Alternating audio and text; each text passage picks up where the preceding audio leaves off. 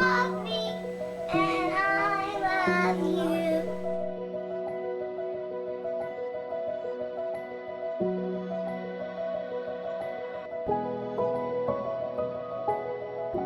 Content warning. The stories and themes shared throughout this podcast may contain themes that can be distressing for you. If needed, please pause and do what you need to do to take care of yourself. If needed, please reach out to a mental health professional for support. Welcome back to another episode of Resilient AF with Blair and Alana, but Alana is not here. But not even in her place, because no one could replace Alana, is someone that Alana and I met in March in New York when we were launching Resilient AF Stories of Resilience Volume 3. We hit it off. It's like we've known each other forever. And I was like, you need to get on this podcast. And so, ladies and gentlemen, boys and girls, cats and dogs, ups and downs, I present to you Jess Prudhomme. Did I say that? Yeah. Yep, you said it right. Thank you so much. What a great introduction. I love it. So she's amazing. She's the host of The Great Detour, a podcast that explores what happens when life does not unfold the way you once imagined. In her mid-30s, Jess experienced several major life shifts, including a divorce after a 17-year relationship, and later taking a career pause and stepping away from a job she held for over a decade. Those experiences led her into a period of deep reflection where she began questioning many of the beliefs she had about success, identity, and the path she thought she was supposed to follow. Through her work and conversations on The Great Detour, Jess explores how life's detours can guide us back to authenticity, growth, and a more aligned way of living. And could I not agree more? Hence what we're building here with the Global Resilience Project. So, Jess, welcome to the show.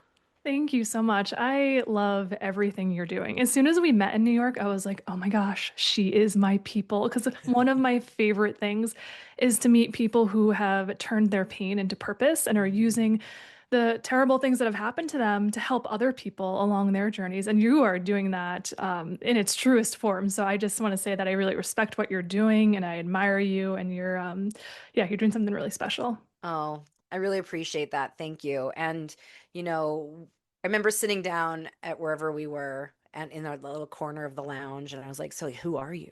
You were great. You were like, Tell tell me me. your story. Tell Tell me me. everything. Yeah. And like Kara Sanchez from publisher, creator of Get Griefy magazine is who connected us, and we were all together. That was a really fun time. And when you shared your story, it's actually something that's much more common and not spoken about as much. And I would love for you to tell us your story of resilience when it came to the end of your 17-year relationship and starting over at the age of 35, perhaps walking us through like what was leading up to that, what happened, and beyond. Sure, definitely. Thank you again for, the time and the space and sharing your platform with me.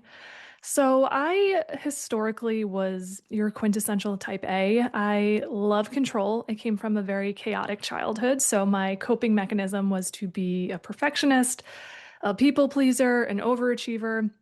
Those were the qualities I kind of armed myself with to make myself feel safe. So I ended up, being that straight A student, just going through school, getting all the A's, being the good girl. And as a result of that, I kind of had this whole life plan ahead of me. And I had this checklist with all the boxes that you want to check, and I was really doing well with it. So I graduated top of my class as salutatorian in high school, went to a good college, got the corporate job in the Fortune 500. And then in my late 20s, right on schedule, got married to my high school sweetheart, no less. So he was like my first love. We were together Hmm. from the time I was 17. And it just seemed like I did it right. I worked really hard and The check, check, American check. dream. Exactly, exactly. And then when I was 35, everything just blew up in my face. So my marriage completely came undone, which was something I never thought would happen to me. I come from a long line of divorces, and I always thought I knew better because I experienced it as a child. I've seen it, so I know what to look for and I can avoid it. My mom's been divorced twice, so it was something that I was like, that'll never be me. And then it was me. So it was a really, really humbling moment to accept that my marriage, despite all my best efforts, was no longer working.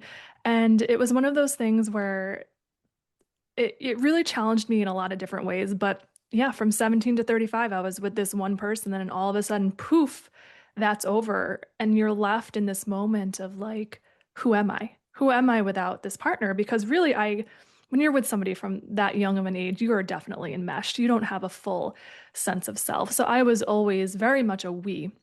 And this was the first time in my life at 35, which is kind of crazy when you think about it, but I was an I. And I had to ask myself the question, who am I without him? And to be honest with you, I didn't know how to answer that question at first. It was very sobering, it was very humbling, but it set me off on my journey of self-reclamation and coming home to myself, a tremendous amount of grief as well.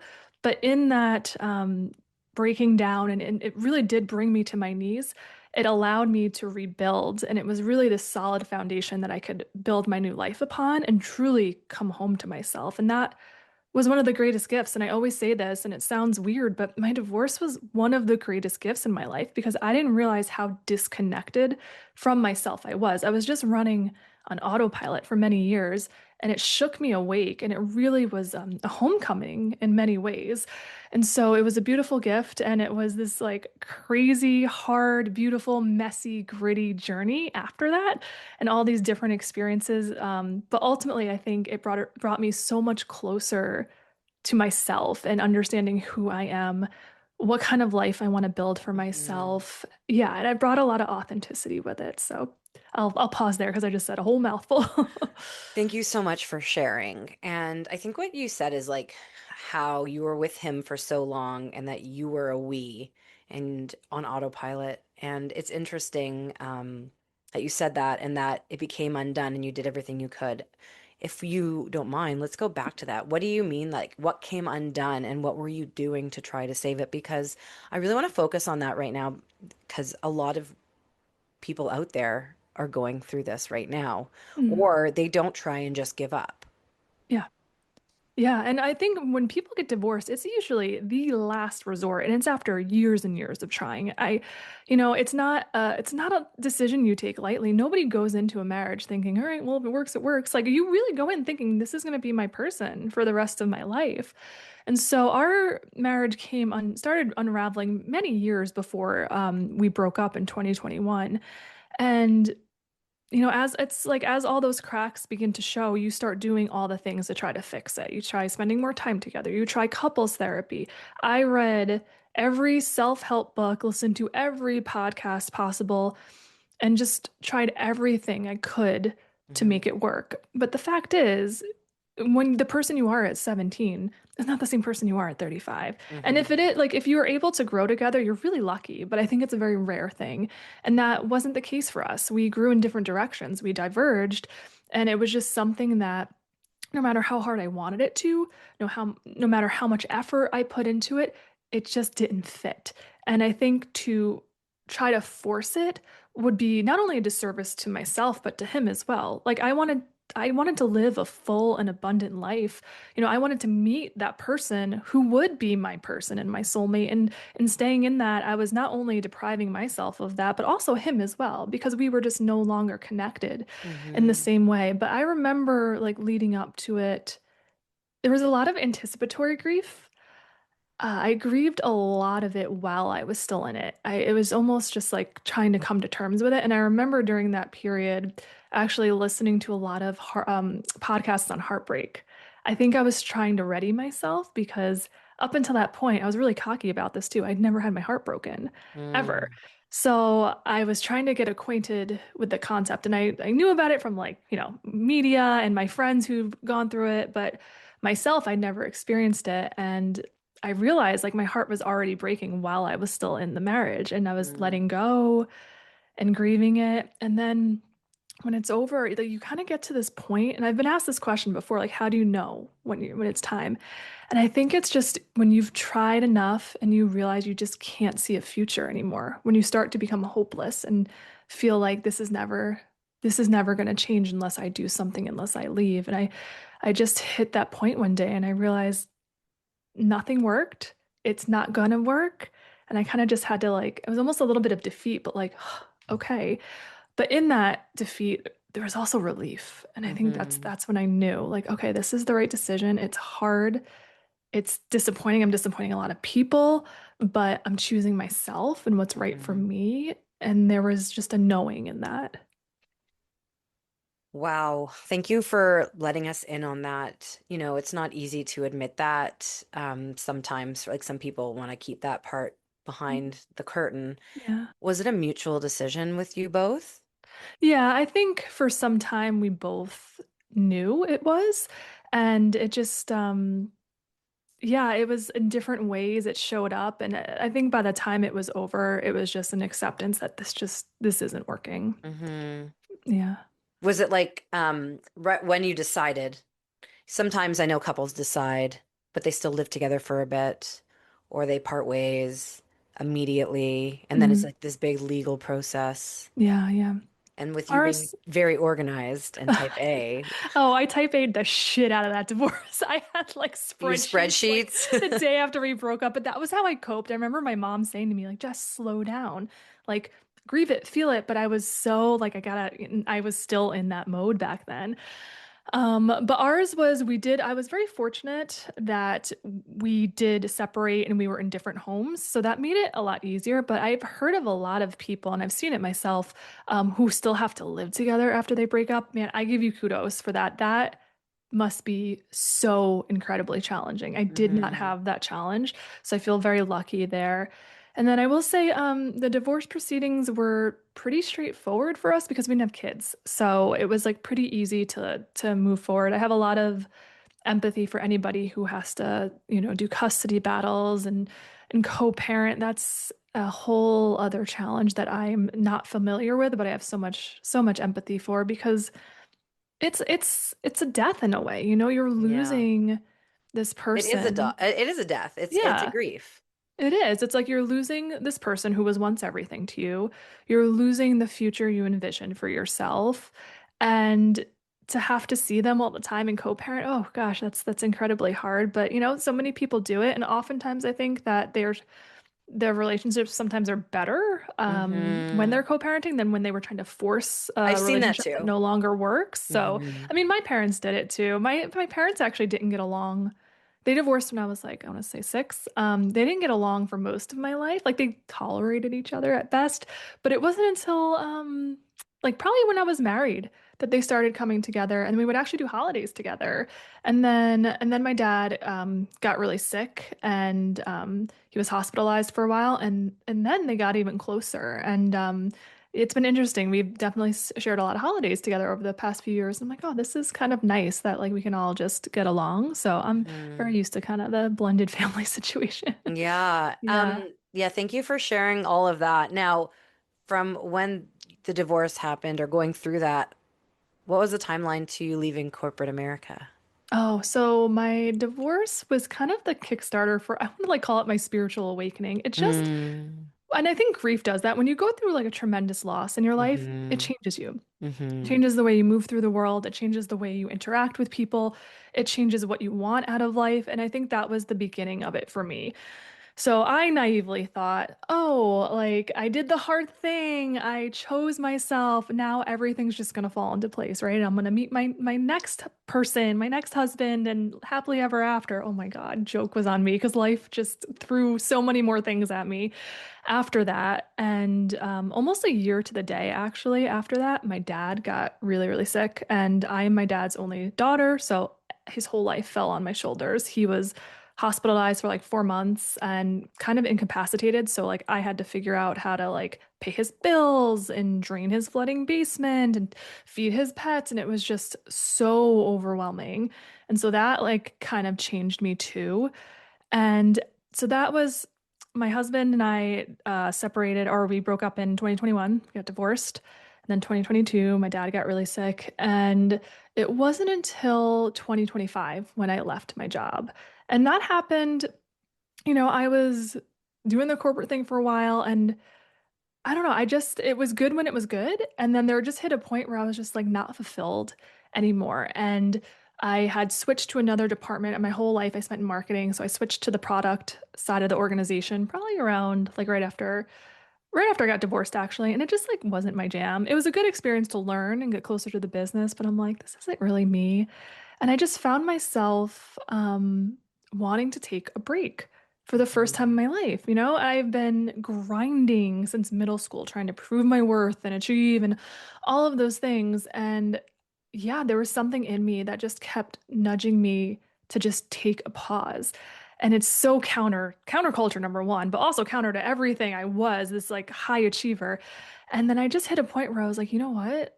I'm just gonna trust my gut on this one. I'm just gonna take a pause. And Mhm. I did. And I have to say, it was like one of the best decisions I've ever made. I mean, I don't like highly recommend just quitting your job with nothing lined up. It isn't Yeah. easy on the nervous system, but I'm very fortunate. I like busted my ass my whole life and saved. So I was in a position where I could like take the hit a little bit, but it just forced me to slow down. I didn't realize like how I don't know, I was kind of operating in survival mode in a lot of Mhm. ways and just go, go, go, busy, busy, busy. And for the first time in my life, my adult life, and my life in general, I just slowed down and was really able to, I don't know, like hear myself, hear my intuition. Mhm. A lot of grief came up too. I think a lot of stuff that I hadn't processed, whether it was from my marriage or other parts of my life, it had the space now to come up. And I also think my nervous system, it like was felt safe enough to allow it to come up. So Mm. I cried a lot. I'm not gonna lie to you. I cried a lot. But Yeah. but it was a very restorative time. And it reminded me a lot of my divorce in the sense of my divorce, I had to figure out who I was without being a wife anymore, without attaching my identity to this external thing. And the same thing with my job. My career was like a big part of my identity for so long. And I had to ask the same question, like, who am I without this big title, without this job? And it was hard. It was hard to like be like, I'm worthy without the title. I am worthy without this corporation backing me up. But I think I needed that wake up call. And I Mhm. needed the break, to be honest with you. It was a long time coming, and it really helped me get clear on, I don't know, what I want out of life, next steps that I want for myself. And yeah, I feel very fortunate that I was able to take it, but it was absolutely scary as hell when I first Yeah. decided to leave. Yeah. I can only imagine. And so walk us through your path of restorativeness and Mhm. healing. What happened next? Like you're now single, Very single. jobless, Jobless. Yeah. single and I'm, jobless. I'm such a catch, guys. No. No, no, this is Yeah. who you were. What? Like it's a in the past. Oh, yeah, yeah, Like that, definitely. like how long ago was all this? Like how long ago was this Well, the transition? job, I'm still like I'll say it now. I won't say like where or anything yet because I'm still finalizing it all, but I Yeah. just accepted an offer at a company this week, so I'm very excited about that. Mm. No And longer that one, jobless. what I know, yeah, no longer jobless, so that's cool to look forward to.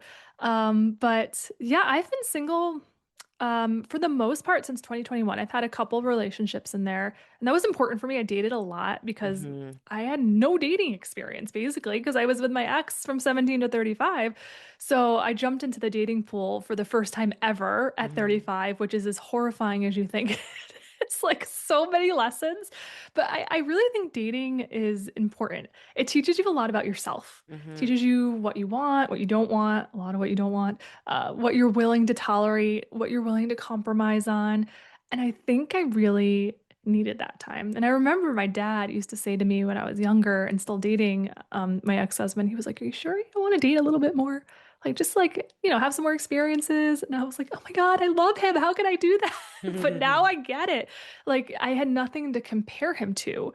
And it's Yeah. no shade towards him, but like, you need to know what's out there to see if somebody might be better suited for you or more compatible. And I just jumped at the first person I had a connection with because I think I wanted that safety, coming from the Hmm. childhood I did.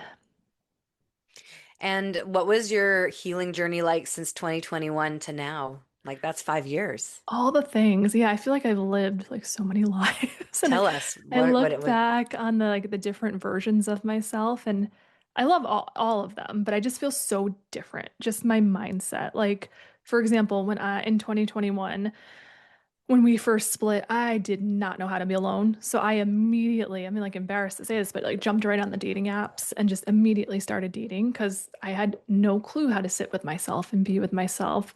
And now, like, I haven't dated in almost a year now. And I'm like totally cool with. I'm actually like, don't even bother me.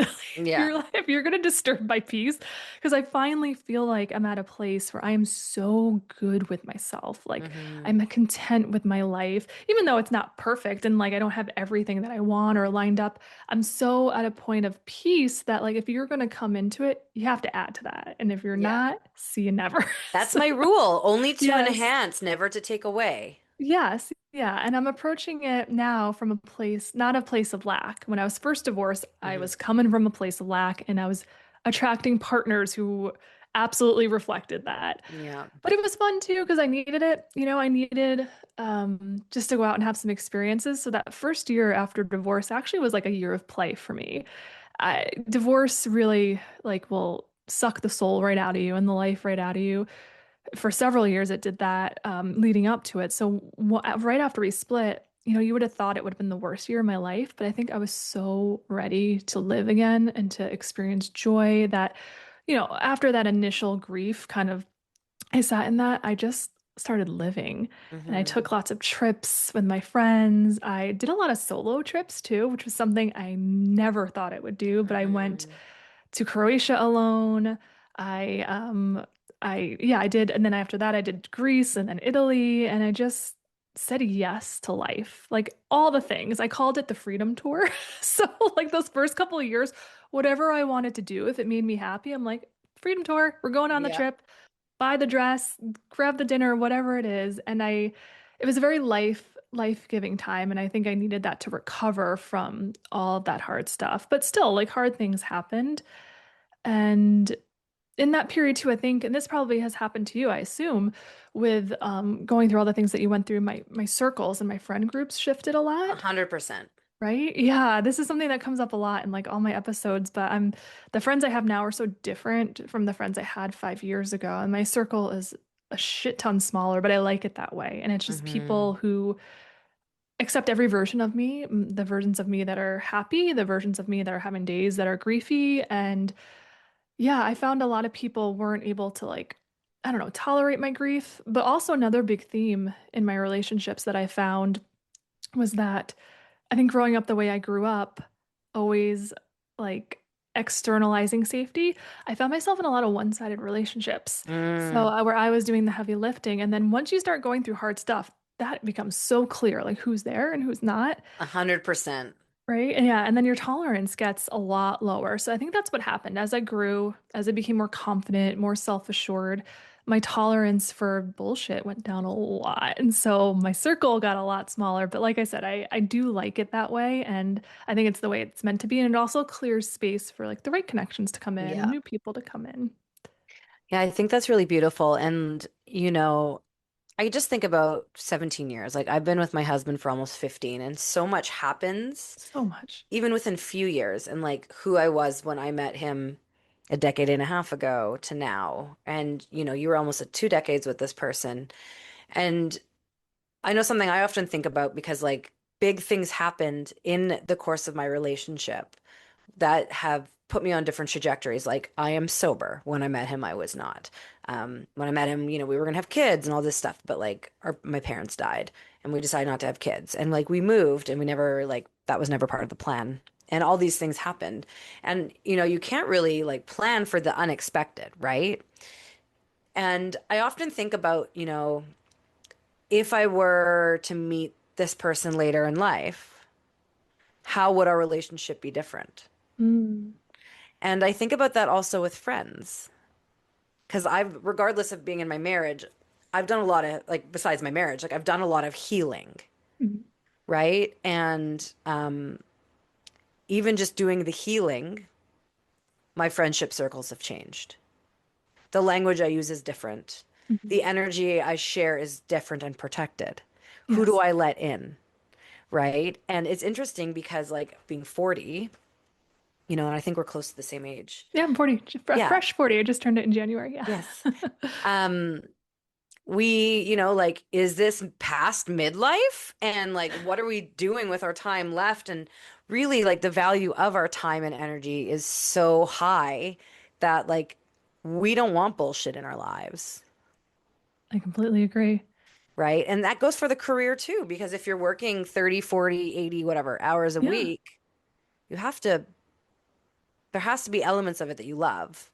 And like, sometimes like if your life falls apart and things blow up, it's okay to do what you have to do in order to survive, because not everyone's as organized as you with a nest egg. Yeah. Yeah. Like if my That's life true. blew up tomorrow, I don't have a nest egg or parents to go. I have a sister who has a basement for me to live in. But, like I think like sometimes you do what you got to do. And I have had friends who are going through divorces and they have a child and they're like, you know what? They're self-employed. They're like, I'm just going to get a job. It's what I need to do to make ends meet. And Mm. I think I think the kid element adds like so much to it. But for It really you, does. I love that you took like 5 years. Mhm. Like what Yeah. a gift. Like I don't know many people who've like been able to do that. And what I want to know is like if you were to talk to the version of yourself that's just about to leave your marriage Mhm. from the version who you are now, what would you say to her? The version of myself before I left. Just trust yourself. I think that's been one of the biggest lessons throughout my journey, whether it was relationship stuff or career stuff or family, is trust yourself. Like I said before, I was so disconnected from my truth, from my intuition, from Hmm. my inner knowing that I would constantly be seeking external validation, opinions. I would always be asking everybody what they thought, what should I do? And now when that happens, I say, okay, what do I feel is right? And that's how it came out to be with the job. And I just want to clarify, the job was only a year. I just want to make sure that wasn't 5 years. I wish I could be take Oh, a okay. sabbatical for Oh my 5 years. God. I was just like, how much money did you put away? You live in. No, no, no, no. It was just about a year that Yeah.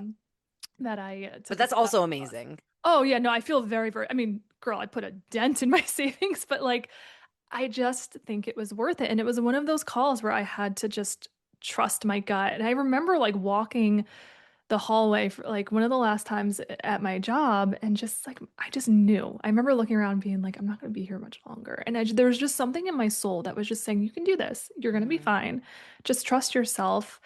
And I feel like it's been a really important part of my journey, like the stillness, the solitude, all of it was necessary. So like kind of being at the tail end of it now, preparing to re-enter the workforce, I'm like, okay, I understand why I needed that. It's really Hmm. funny too. I actually had a psychic reading back in, I want to say 2022, where she predicted this. And at that time, I was like, fuck no. Because she was like, yeah, I see a period, like a short period where you kind of step out of corporate for a little bit. And I was like, come again? What? And she was Yeah. like, yeah, but it's a good thing. It's like you explore a little bit. And I was just like, there's no way. Absolutely not. And then sure enough, it happened. Yeah. But it kind of gives me a little bit of comfort because I'm like, maybe, there was purpose in that. And like, I don't know that I necessarily believe in fate or everything set in stone, but it felt like a very, very purposeful time for me. I love that. I have before we wrap up, Yeah. tell us about your podcast. Oh, thank you. So, yes, I host a podcast called The Great Detour, inspired by my own life, not going according to plan at all, and being one big detour. But as I've talked about throughout this whole episode, I really think that these detours, as tough as they may be, and I don't want to diminish if you lost someone you loved or you've been through really traumatic things, like they're really, really hard. But I also believe that underneath all of that, there is purpose that can be pulled. Not that everything happens for a reason, because I don't believe that, but I believe that you can make beauty out of the mess and you Yeah. can use your pain to help other people. And so as I was going through my own stuff, and I would tell people, and I realized like everybody has a detour story. Hmm. Everybody has some story about their life not going according to plan. And I thought, how wonderful would it be, like similar to you, if we could share these stories and make ourselves feel less alone, because that was a predominant feeling during my own detours, my divorce, everything, where I felt so isolated in my experience. Hmm. And so on my show, I have guests from all different walks of life. Hopefully, you will be one of them when I launch my next season. And they share their detour stories and Hmm. share their journeys and their healing and how they got through it, and hopefully inspire other people who are going through it too. And just reminds us all that like the hard stuff actually can really shape us into the people we're meant to be, can help spur on like growth, bring us home to ourselves and our own authenticity, find our like passions and purpose in life. Like, Hmm. look at you, like starting this whole platform that helps so many people from all the shit you've gone through. Like, that's absolutely incredible. So it's kind of what my show is all about, is just like taking these stories of people who've been through it and made something of it and are thriving on the other side. And it's been so inspiring to me in my own life. And it's partly why I quit my job. It's like watching all my guests tell these incredible stories of how they took these leaps of faith. And I'm like, you know what? I'm going to put my money where my mouth is. Like, I believe I'm meant for more, and I want to really like do something big with my life. So let me trust myself and my gut and follow that. So, but yes, that's my show in a nutshell. I love it. Yes, I'm honored to be a guest when you're ready. And I Yay. think everyone should listen to it. The links in the show, or like the links in the show notes. Um, what advice do you have for a woman or man listening to this who feels like they're in that place where they've been doing everything they can to try and save their marriage or their relationship, and they're on that fence about if they should keep trying or go? Mm. It's a really hard place to be with the do I stay or do I go? And honestly, I feel like almost everybody I know hits that point, even in the marriages that work. Like almost all of my friends have had a point. Marriage is really hard. It's really, really hard. Hmm. But I'll say, like, basically what I said before is trust yourself. Trust your knowing. Listen to the signals your body is sending you. Listen to like the signals your nervous system is sending you. I think at the end of the day, deep down, you really know what the right answer is. So try to make space to get quiet, to have some stillness, and to really get in touch with yourself so that you can kind of hear what it's saying and hear which way you're leaning, where your heart wants to go. And if your heart is telling you to leave, it's scary as fuck, but trust it and go for it. If I had known that the other side would be the way it is, I would have left so much earlier. But my Hmm. fear got in the way. And that's okay. Like, there will always be fear. There's nothing wrong with being afraid. But if it truly is an aligned decision, choosing yourself, you can never go wrong with choosing yourself. And so I've yet to meet a woman who's gotten divorced who's like, oh man, I really fumbled that and I regret it. I actually just made a post about it on Instagram the other day of like how we need to rebrand divorce because it's a really empowered and courageous choice. And I have so many women in my comments who are just saying how much it's like transformed them and how they've come home to themselves. So it can be a really beautiful homecoming too. Yeah, that's so beautiful. Well, thank you so much for sharing your beautiful advice and your deeply transformative story with Thank us you. today. Thank you so much. Now, this is a great conversation. I appreciate you. Oh, and I appreciate you. And to everyone who joined us, thank you for tuning in to another episode of Resilient AF. It is okay if you want to get divorced. It's okay to do it. It's okay to not be okay. You'll get through it. Take things one moment at a time. You're not alone. You have us. Let us be that lighthouse in the storm. And just remember, you are Resilient AF. That's a wrap for another episode of Resilient AF with Blair and Alana. And thank you for listening. Are you feeling inspired to bounce forward? Let's connect at theglobalresilienceproject.com, where you can read many stories of resilience, buy our books, shop our clothing line, learn more about how to strengthen your resilience muscle, be empowered, and more. Remember, friends, you are Resilient AF.